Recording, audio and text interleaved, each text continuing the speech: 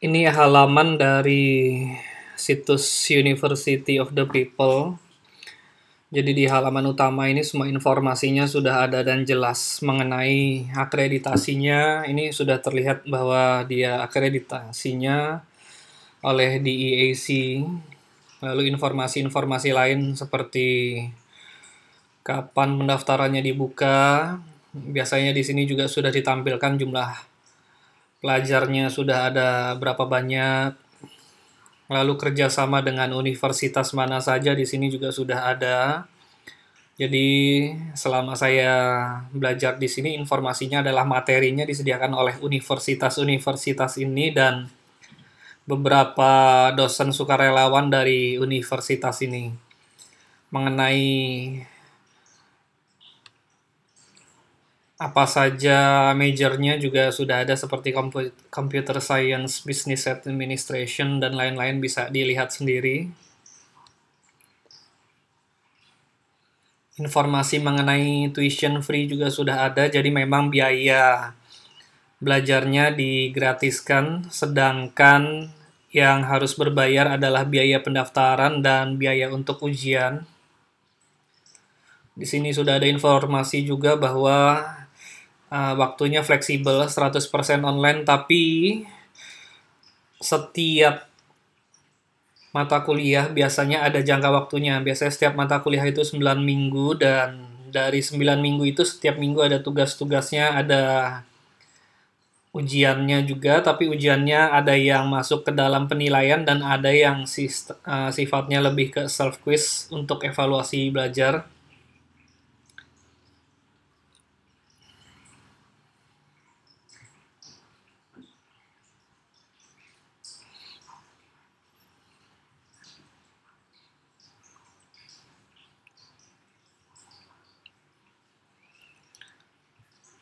Lalu kalau untuk pendaftaran bisa langsung klik Become a Student atau Become a Student melalui menu. Lalu di sini ada menu tambahan Apply Now as a Student.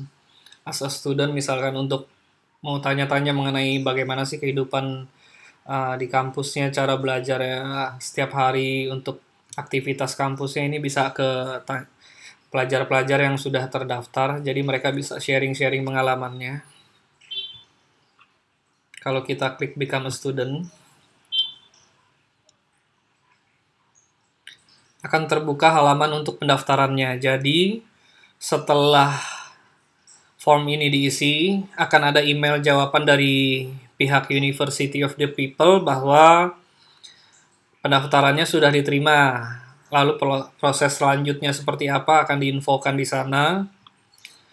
Dan biasanya proses selanjutnya itu adalah memberikan fotokopi ijazah terakhir yang dilegalisir, lalu disertai dengan hasil terjemahan ijazahnya dalam bahasa Inggris yang diterjemahkan oleh penerjemah tersumpah. Penerjemah tersumpah ini biasanya mendapat izin dari gubernur di masing-masing provinsi. Untuk menggunakan jasanya kita bayar per lembar. Kalau misalkan ijazahnya ada 2 halaman, jadi dianggap itu 2 lembar. Jadi 1 halaman dianggap 1 lembar. Untuk biayanya saya tidak tahu untuk saat ini berapa, karena saya udah daftar dari beberapa tahun lalu. Dan memang tidak ada batasan kita harus lulus misalkan dalam waktu 4 tahun, tidak. Tapi kita ada batasan mengenai jumlah termnya yang harus diambil dan diselesaikan. Misalkan kita harus ambil contoh ya, 40 term, dan kita sudah ambil 40 term, ternyata belum selesai, banyak gagalnya. Nah, ini berarti kita tidak memenuhi persyaratan. Mereka bisa memutuskan untuk melakukan dropout. Jadi jumlah termnya yang diambil berapa itu harus selesai. Kalaupun kita cuti, itu tidak akan dihitung. Jadi memang ada kompensasi kalau kita mau cuti. Misalkan memang kita berhalangan untuk belajar karena pekerjaan atau hal lain sebagainya, kita diizinkan untuk cuti maksimal 3 term per tahun. Jadi dalam 1 tahun minimal harus ambil 1 term, dan 1 term itu batasannya adalah 1-3 mata kuliah. Dan melanjutkan yang ke tadi proses pendaftarannya, kalau misalkan kita sudah terjemahkan ijazah yang sudah diterjemahkan oleh penerjemah tersumpah, selanjutnya kita kirim via pos ke kantornya mereka. Alamatnya nanti semua biasanya sudah mereka berikan dari email, jadi kita tinggal ikutin aja sesuai alamatnya.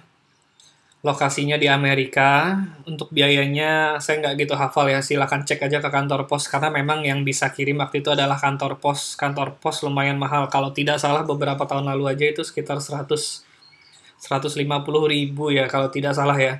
Tapi dicek aja sendiri karena itu kan cuma beberapa lembar, termasuk KTP kita nanti disertakan juga selain ijazah. Prosesnya sendiri beberapa minggu, kalau tidak salah dulu saya sekitar 3 minggu sudah dapat infonya dari mereka bahwa pendaftaran sudah disetujui, sudah diterima, silakan melakukan pembayaran biaya pendaftaran sekian. Biaya pendaftarannya juga nanti akan mereka infokan berapa besarannya.